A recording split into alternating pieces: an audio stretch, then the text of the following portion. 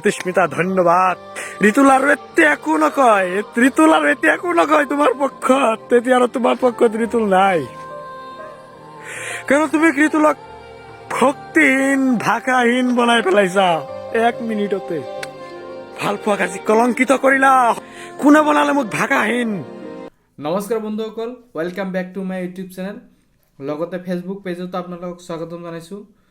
বন্ধুসকল, আজি ভিডিঅ'টো বনোৱাৰ এটা বেলেগ উদ্দেশ্য আছে। মানে অলপ কিবা হ'লে ছ'চিয়েল মিডিয়াত ভিডিঅ' আপলোড দি পপুলাৰ হ'ব খোজা প্ৰেমী ইহঁতৰ বিষয়ে দুই এটা কথা ক'ম। আপোনালোকে ইতিমধ্যে গমেই পাইছে কাৰ কথা কৈ আছোঁ, জ্যোতিস্মিতা কলিতা আৰু ৰিতুল হুছেইন। নাটকবোৰ চাই চাই আমনি লাগি গৈছে।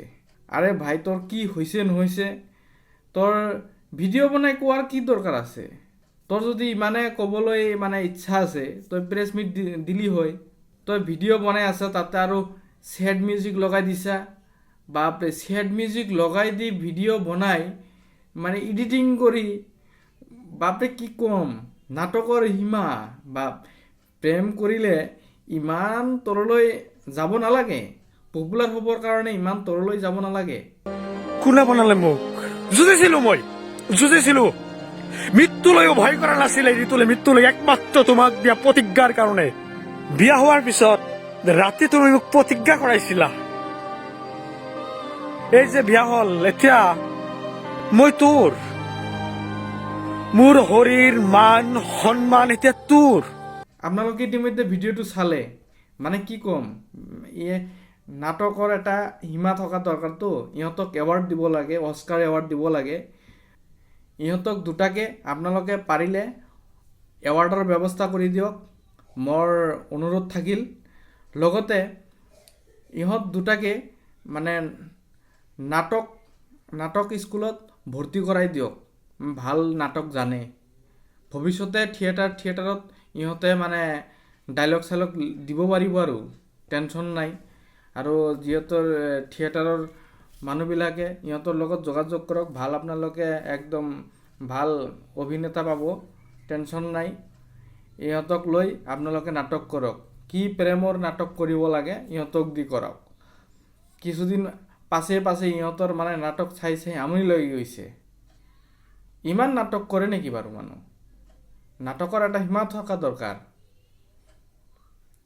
সেইদিনা ছোৱালীজনী ল'ৰাজনৰ লগত আহি গ'ল, তাৰপিছত আকৌ ছোৱালীজনী গুচি গ'ল, যাই কিনে আকৌ ল'ৰাজনৰ বিষয়ে কিবা কিবি ক'ল। ল'ৰাটো আকৌ সেই ছোৱালীজনী প্ৰেছ মিট দিয়া ভিডিঅ'বিলাক লৈ বাপৰে কান্দি কাটি হুলস্থুল, কি ক'ম আৰু। তাৰপিছত আকৌ ছোৱালীজনী ল'ৰাজনৰ ওচৰত উভতি আহি ল'ৰাজনৰ লগত ভিডিঅ' বনায়। আৰু তহঁতৰ প্ৰেম কৰিছা, ব্ৰেকআপ হৈছে, সেইকাৰণে তহঁতৰ ব্ৰেকআপ হৈছে। ইমান ছ'চিয়েল মিডিয়াত লাগি থাকা কিয়? যিকোনো সৰু সুৰা কথাতে তহঁতৰ একদম কি ক'ম, পপুলাৰ হ'ব লাগে। আৰু ল'ৰাজনেতো তেওঁৰ মাক দেউতাক লগতে মুছলিম জনগোষ্ঠীৰ মানুহখিনিকৰ মান সন্মান শেষ কৰিলে। ছোৱালীজনীও ঠিক তেনেধৰণে সিহঁতৰ জনগোষ্ঠীৰ মানুহৰ মান সন্মান একদম ধূলিসাৎ কৰিলে। ছোৱালীজনীৰ মুখৰ ভাষা চাই কিনে তেতিয়াই মোক লাগিছিল, কি ক'ম, ইমান জঘন্য ভাষা ক'ব পাৰে নেকি মাক দেউতাকৰ বিষয়ে? হ'ব পাৰে তেওঁলোকে তেওঁক লালন পালন কৰিছে, এডপ্ট কৰিছিলে, কিন্তু তথাপিও ইমান সৰুৰ পৰা ইমান ডাঙৰ কৰিছে।